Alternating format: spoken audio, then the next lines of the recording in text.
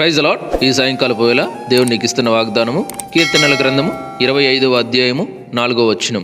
యెహోవా నీ మార్గములను నాకు తెలియజేయము, నీ త్రోవలను నాకు తేటపరచుము.